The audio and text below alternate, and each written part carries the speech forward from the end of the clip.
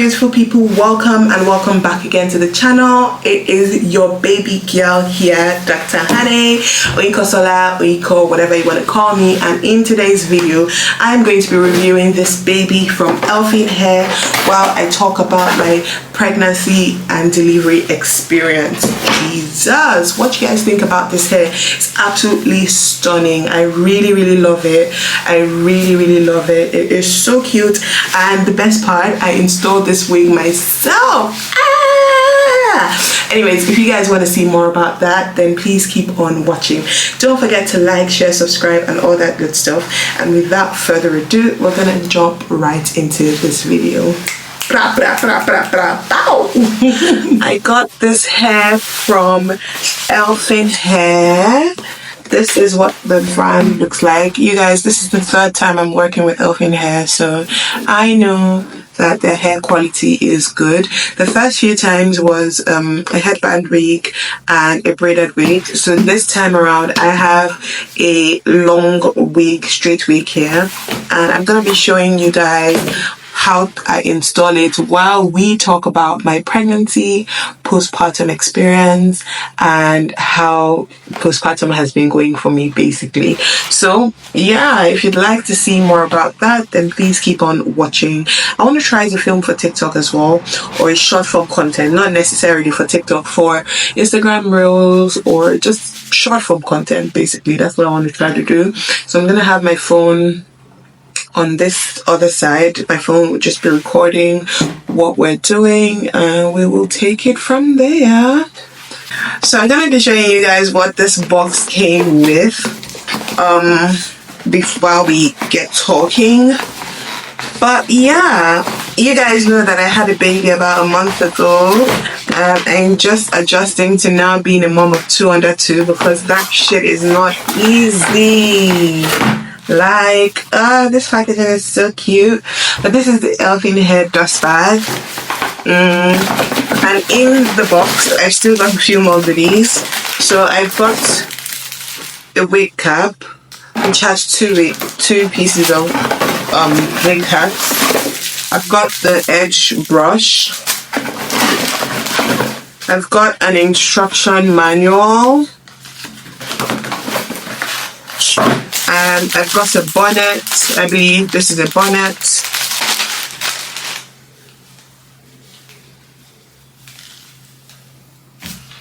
With regards to my pregnancy, you guys know that at the moment I currently have 2 under 2, and both of them don't really understand the fact that they are not the only ones basically. So that means that I have to split my attention between both of them, which, I'm not gonna lie to you, is one of the hardest things that you can do. Let's talk about how I reacted when I found out I was pregnant. So me personally, I was very excited because I've always wanted to finish giving birth to all my children by the time I turn 30, and that is something that has always been on my wish list for myself for turning 30, to have all my children. So the fact that I was gonna have all my children, because by God's grace I only want 2 children, except I change my mind later on in the future, but I don't really know if I'm gonna do that.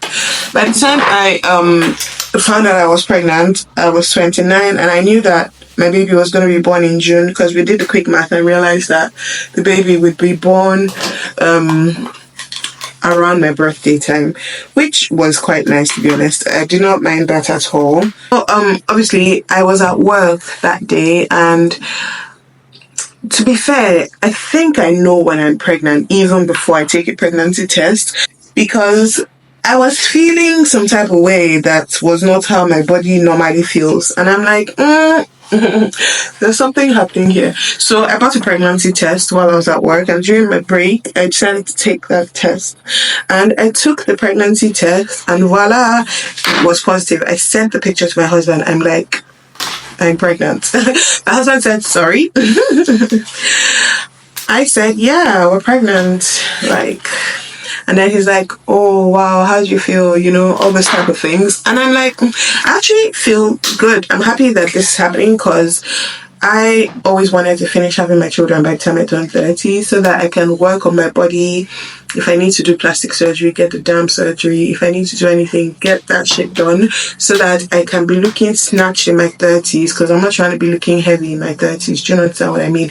So that was my thought process at the time. And I'm like, thank God it's happening this way. Now,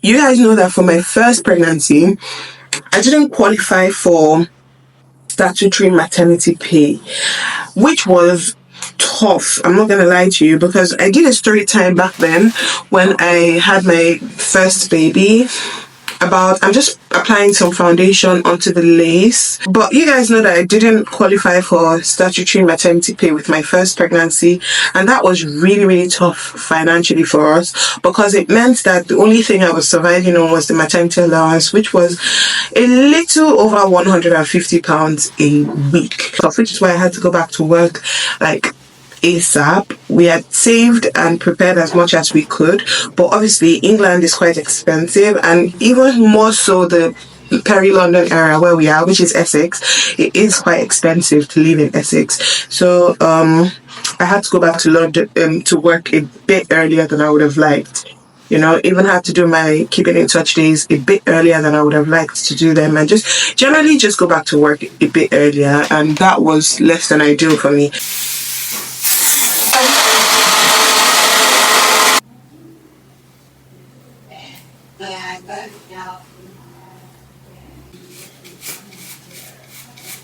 So this time it was really, really important to me to be sure that I qualified for statutory maternity pay, and also because I've been working for my same employer for a long time, I also qualified for occupational maternity pay, which is basically an enhanced maternity pay, and that was more ideal. So basically, statutory maternity pay is 6 weeks of your 6 weeks of your maternity leave. You would be paid at 90% of your full pay, and then for the rest of it you would be paid at about £180 a week. Now somewhere around £180 a week, that's how much it is at the moment.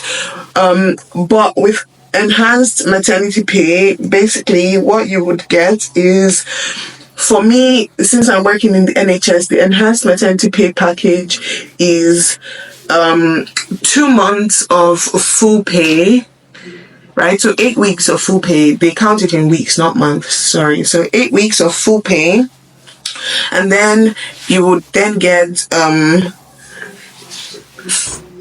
16 weeks of half pay plus SMP. So if your full pay is £2,000, for example, you get 8 weeks of full pay at £2,000, then 16 weeks of half pay, that's £1,000 plus SMP, which is the £180 per week, which will then total to be about, it has to be less than your full pay share, so you cannot end up collecting more based on the fact that you're collecting SMP. Do you understand what I mean? And then that would even out to be about 4 months that you're going to be collecting this half pay plus SMP, and then the balance period you get 13 weeks of SMP, which is basically just the 180 something pounds a week, and then the final thing is 13 weeks unpaid. So that is how occupational maternity pay works in the NHS, and that was much better for me than where I was coming from ab initio. Now, apart from that, I also knew my rights a bit more. And when I say my rights, I really just mean like things that I could get access to as a pregnant woman at work.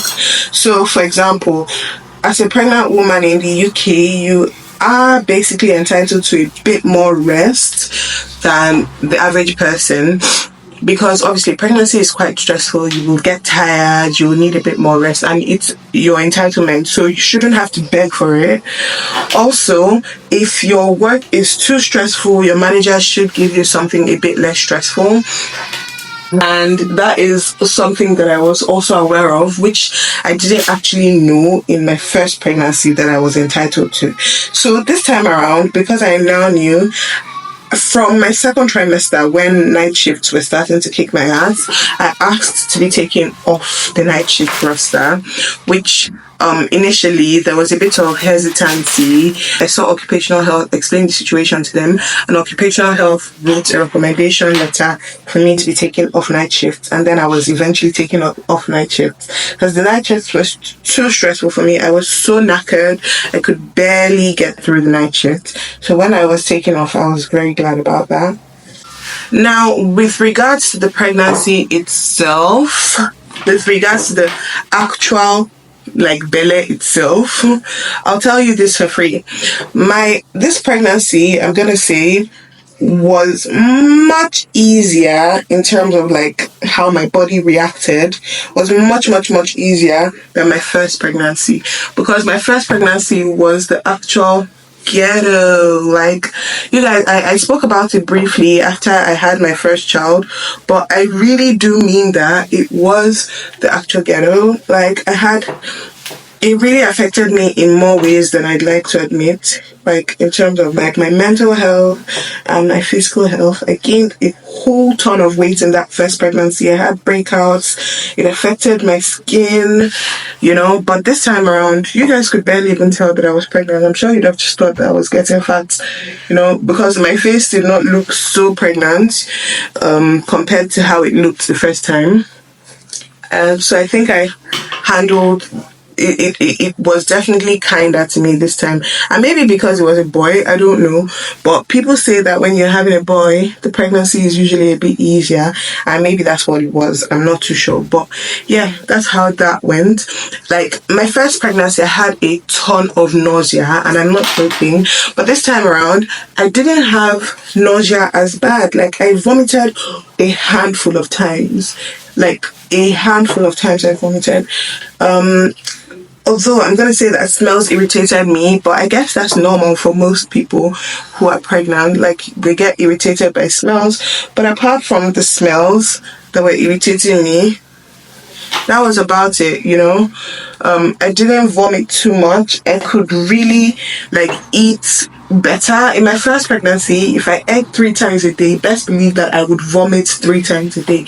If I ate twice a day, best believe I would vomit at least twice, maybe even 3 times. I was just always vomiting in that first pregnancy.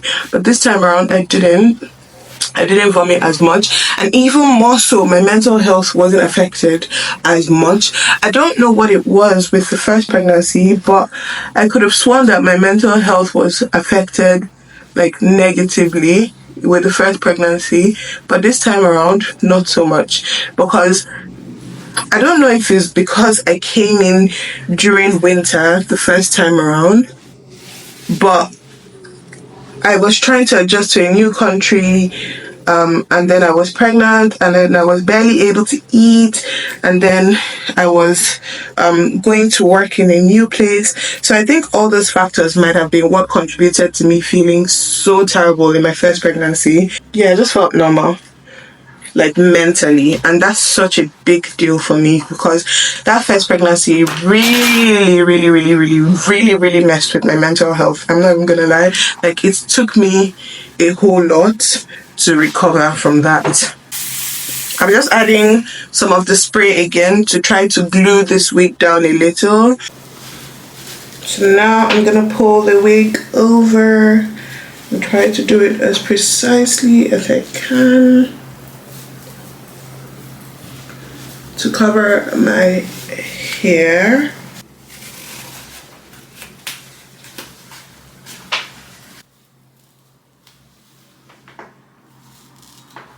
I feel like I didn't feel like the world was coming to an end, which was something that I dealt with a lot in my first pregnancy. I felt like everything was just crumbling down, and I know that obviously you wouldn't have known if you were not close to me, because obviously that's not the type of content I like to put out. I don't like to put out doom and gloom, but that was genuinely how I felt. I felt like the world was crashing in on me, so much anxiety that I was dealing with that pregnancy. Everything was just so much for me, and I felt like everything was happening at the same time. I don't know how to explain it, but yeah. Anyways, everything was going well with this pregnancy. I felt happy until I got to about 37 weeks. You guys know that in my first pregnancy, because I think I mentioned it on the channel here, but you guys know that in my first pregnancy, I had high blood pressure. That was a complication that I dealt with in my first pregnancy, and I was really, really trying my best to avoid it in this pregnancy, which is also part of the reasons why I asked to be taken off night shifts. Because I know that night shifts can really, really affect you negatively. So I asked to be taken off night shifts because I didn't want a repeat of that high blood pressure issue again. But unfortunately, when I was about 37 weeks, I went for my antenatal appointment one day as usual, and the midwife told me that my blood pressure was high and that I needed to go into hospital. So basically, I went to the hospital, then they admitted me, and everything just went downhill from there. I had also been dealing with anemia, which was something that I also dealt with in my first pregnancy. Like, my iron levels were low, and I had to have an iron transfusion. If you guys have watched my vlog on this pregnancy, then you would have seen that. But I had low iron levels and I had to have an iron transfusion, and I was hopeful that the iron transfusion that I had would have been enough to like reset things in my body. But unfortunately, it wasn't enough. So I went to hospital. Coupled with the fact that I had high blood pressure, I was now learning that I was also going to have a blood transfusion. And I'm not gonna lie to you, that piece of information really, really, really, really shook me. Like, I cried so much. I haven't cried that much in recent times, just from learning that I was going to have a blood transfusion. Because even though I'm a doctor and I understand that a blood transfusion is a life-saving procedure and it's not, they're going to screen the blood and everything, I've just always been a little averse to the idea of a blood transfusion, because the fact that somebody else's blood is in your body just never really sat well with me. Don't know how to explain it any further, and I'm not trying to sound any type of way, but that was just my own reservation with blood transfusion. Now, if my patient needed a blood transfusion, would I advise them to get the blood transfusion? 100%. But why was I feeling that type of way about the blood transfusion? I don't know the answer to that question. So I ended up crying so much, and also because I wanted a VBAC, and the plan to have a VBAC had been going so smoothly until I got to 37 weeks and things changed. So when I got into hospital, the doctors were worried about preeclampsia, and they checked my urine, they checked my blood, and then because my HB level was 95 like some weeks prior, and then when I went to hospital, it had even dropped a bit further to 89 from 95.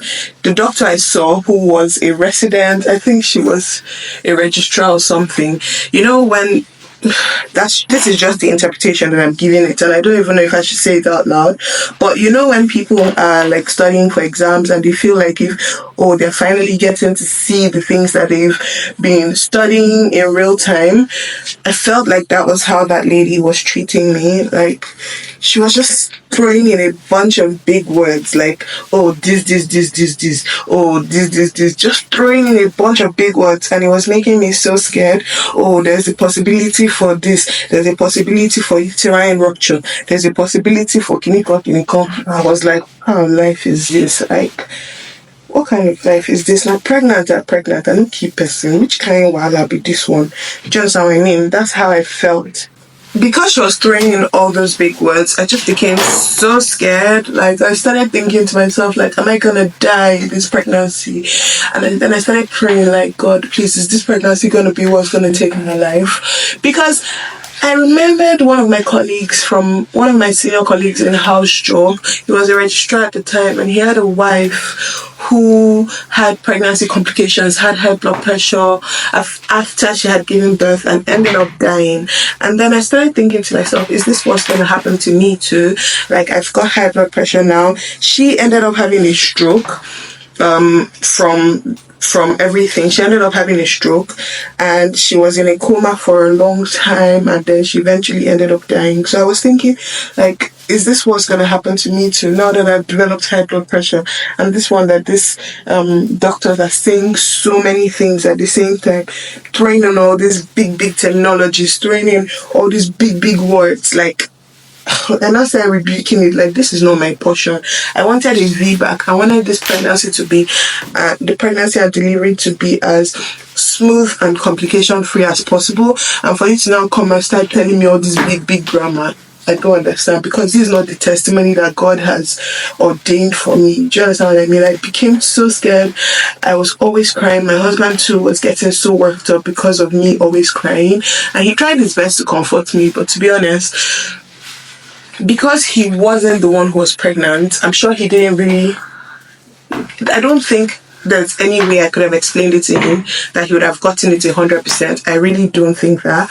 But anyway, he tried to be as supportive as he could humanly possibly be. And I also tried to, be as fearless as my heart would let me be. And then when all these things started happening, I just said, let's go for a cesarean section again. And that was how the baby was eventually born. I've already done a vlog on this. The cesarean section was fine. Everything ended up being well. But the pain control in the hospital that I chose to use wasn't fantastic. Like, they were only using ibuprofen and paracetamol to manage pain. Can you imagine? And that wasn't enough for me. Like, I was constantly in pain. So I had to tell them, like, look, in the previous hospital where I did my cesarean section, they used codidramol, and the codidramol helped the pain control a lot more. So I would really appreciate it if you give me some codidramol. Then they gave me codidramol, and everything ended up getting better, because their reservation was the fact that codeine can pass through the breast milk to your baby. So if you're breastfeeding, then your baby can be high on codeine. But to be honest, if I'm not feeling good, then my recovery process is going to be so much slower, and I'm not going to get better. Do you understand what I mean?